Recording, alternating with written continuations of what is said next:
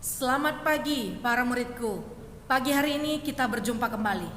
Kalau pada pertemuan sebelum-sebelumnya kita banyak membahas mengenai latihan, ya. Saya banyak kasih tugas-tugas sama kalian.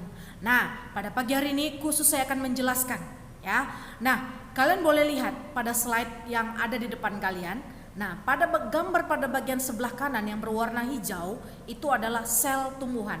Sedangkan yang berwarna putih kebiruan itu adalah sel terbalik saya. Yang berwarna hijau itulah sel tumbuhan, sedangkan yang berwarna putih kebiruan itu adalah sel hewan.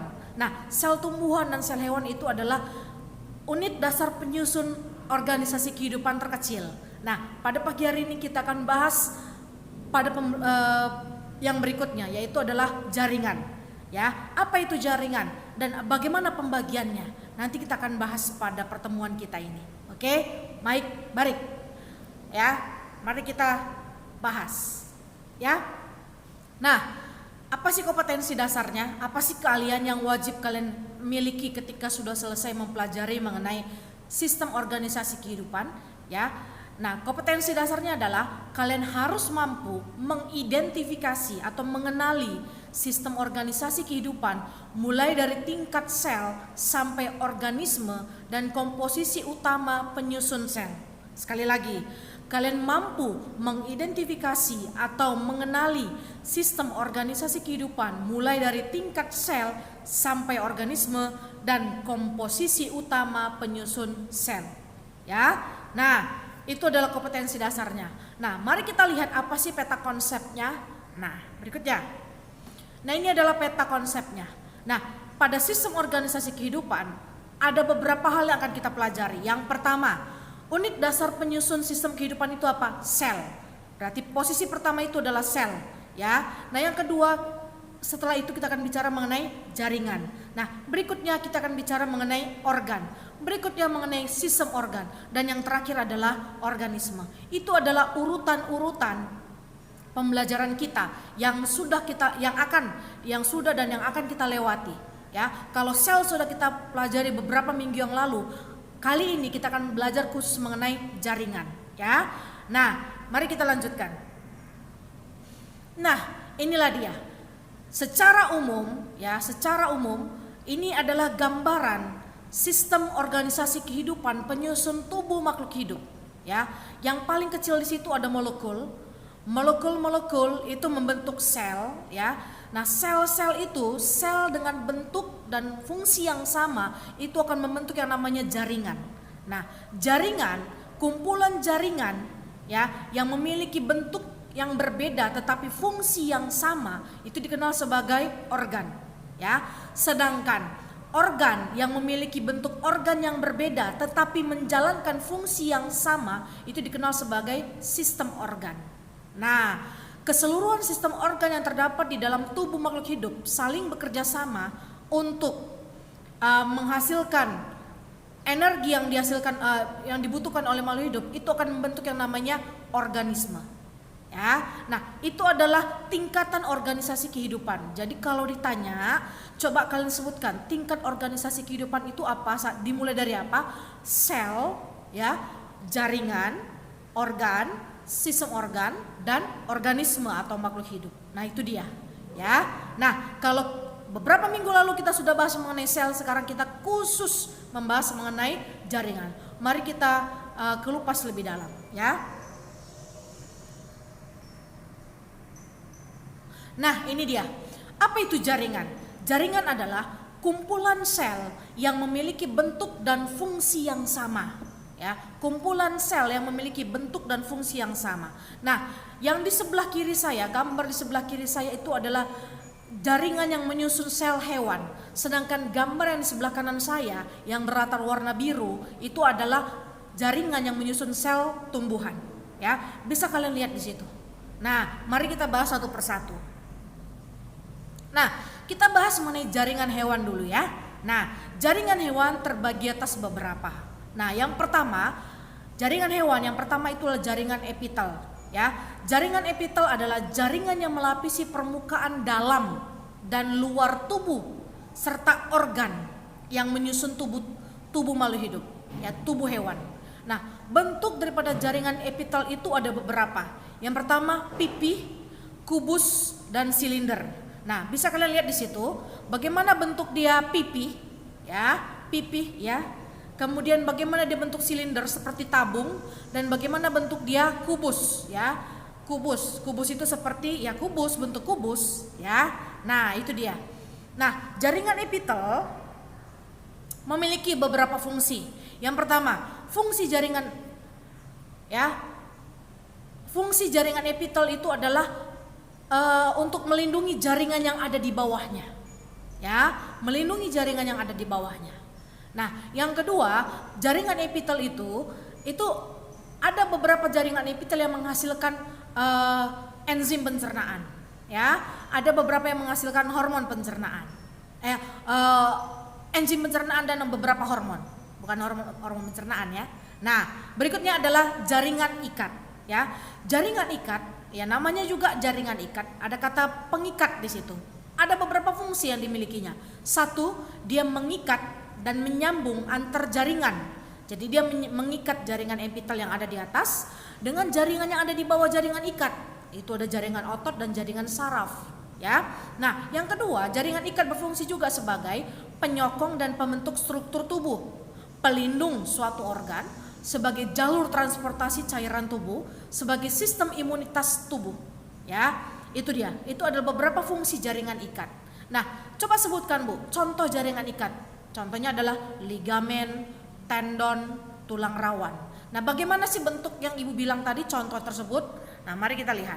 Nah, ini dia, ya.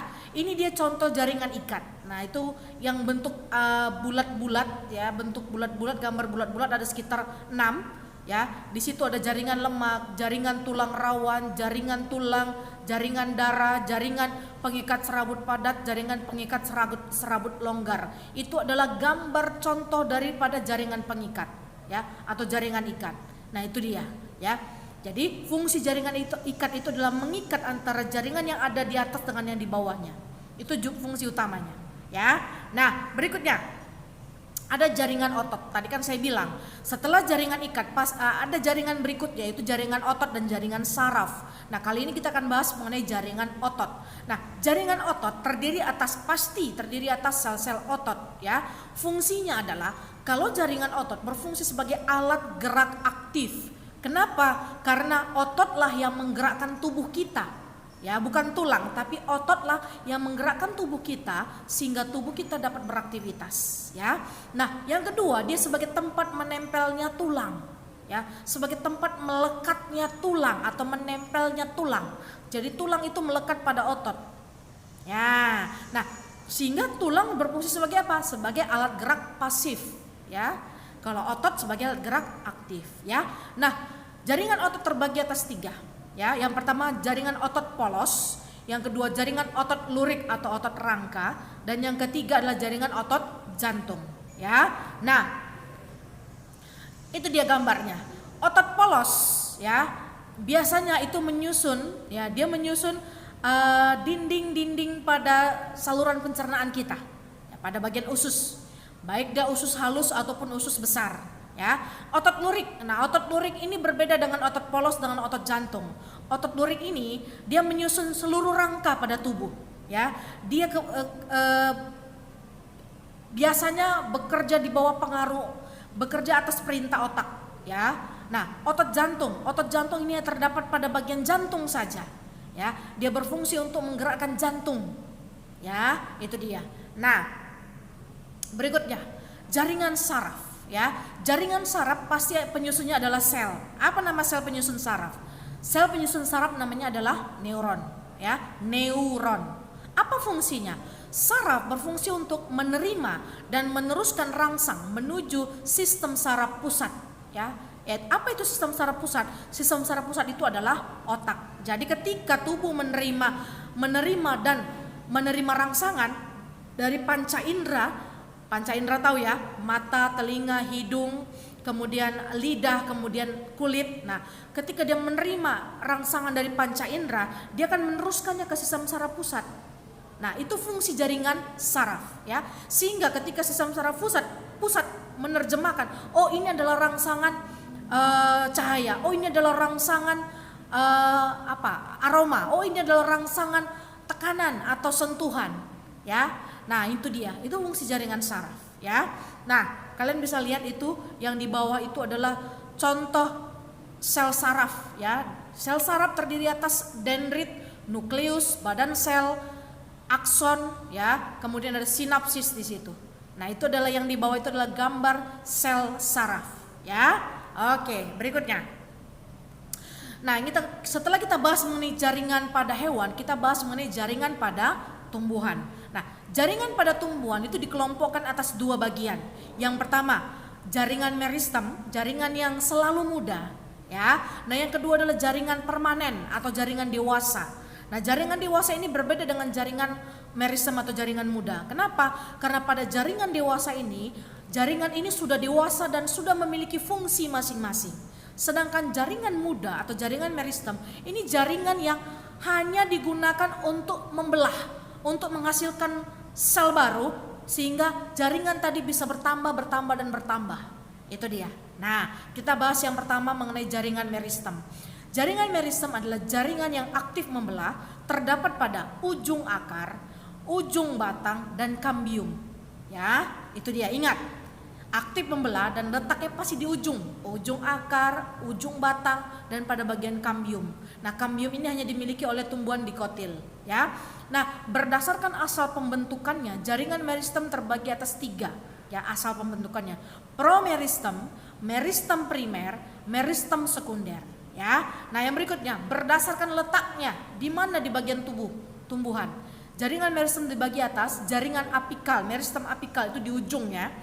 Lalu bergerak ke tengah, jaringan meristem interkalar, baru bergerak ke dalam lagi itu jaringan meristem lateral, ya. Itu berdasarkan letaknya. Oke, berikutnya. Nah, ini dia gambarnya, ya. Jaringan meristem apikal itu di ujung tadi saya bilang, kemudian meristem lateral interkalar di tengah-tengah, kemudian meristem lateral pada bagian agak ke dalam, ya, setelah dari ujung tadi. Nah, itu gambarnya, bisa kalian lihat kan? Nah, berikutnya, ya, kita masuk kepada jaringan permanen, ya. Jaringan permanen pada tumbuhan itu ada beberapa. Yang pertama, jaringan epidermis, ya. Jaringan epidermis ini selalu letaknya pada bagian permukaan, ya. Jaringan epidermis ini selalu berfungsi sebagai pelindung, ya. Sebagai pelindung dia, sebagai proteksi, ya. Nah, apa itulah jaringan epidermis? Jaringan epidermis adalah jaringan yang melapisi permukaan akar, ya, permukaan akar, permukaan daun dan batang. Sel-selnya, bentuk sel si jaringan epidermis ini adalah pipi, tersusun rapat, ya, pipi dan tersusun rapat. Jadi sel epidermis itu bentuknya pipi dan tersusun rapat. Nah, tadi fungsinya kalian udah saya kasih tahu, ya, berfungsi sebagai pelindung atau proteksi. Nah, berikutnya adalah jaringan dasar, ya. Jaringan dasar dikenal sebagai adalah yang nama lainnya adalah parenkim, ya. Selnya tipis, terdapat ruang antar sel, berfungsi untuk menyimpan cadangan makanan, air, udara, hasil fotosintesis, dan sebagai jalur transportasi, ya. Itu jaringan dasar. Jadi kalau ada yang bilang jaringan parenkim, ingat aja itu adalah jaringan dasar. Kenapa dikatakan jaringan dasar? Karena jaringan dasar ini adalah jaringan yang hampir menyusun seluruh tubuh tumbuhan, ya. Akar, batang, daun, bunga, buah, ya, biji, itu dia, ya. Oke, selnya tipis dan terdapat ruang antar sel, ya. Oke, berikutnya. Nah, ini gambarnya jaringan epidermis di sebelah kiri dan jaringan struktur jaringan parenkim atau jaringan dasar di sebelah kanan, ya. Kalian lihat. Oke, berikutnya. Nah, jaringan permanen berikutnya adalah jaringan pengangkut, ya. Jaringan pengangkut berarti dia berfungsi untuk mengangkut. Nah, terbagi atas 2. Yang pertama silem dan yang kedua adalah floem. Apa itu silem?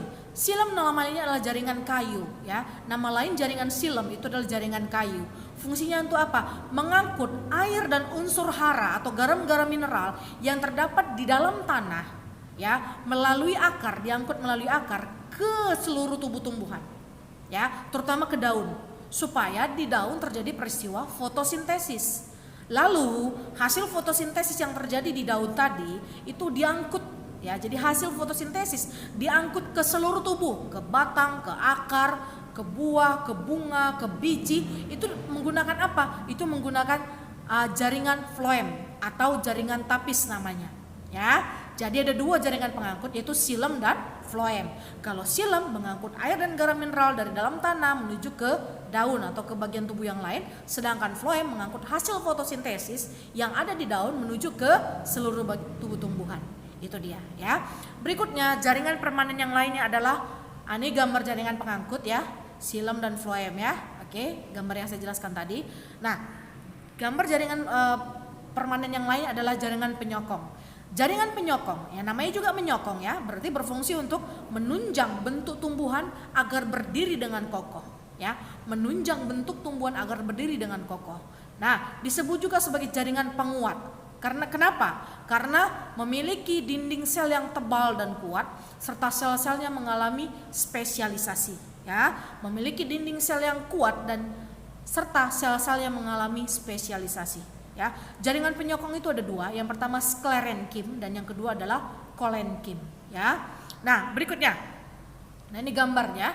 Ya, kolenkim, jaringan kolenkim sebelah kiri saya, sedangkan jaringan sklerenkim sebelah kanan saya. Ya, oke. Jaringan berikutnya adalah jaringan gabus. Ya, jaringan gabus merupakan sel pengganti epidermis yang telah mati.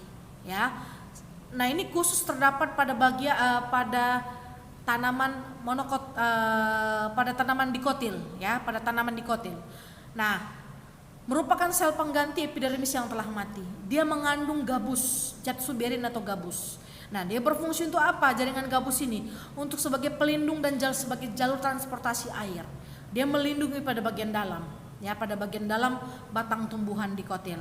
Dan dia berfungsi sebagai jalur transportasi khususnya air. Ya, itulah dia. Mari kita lihat bagaimana bentuk jaringan gabus. Nah, inilah dia bentuk jaringan gabus. Ya, jadi ketika ada sel epidermis yang sudah mati pada tumbuhan dikotil, dialah yang digunakan berfungsi sebagai penggantinya. Ya, itu dia.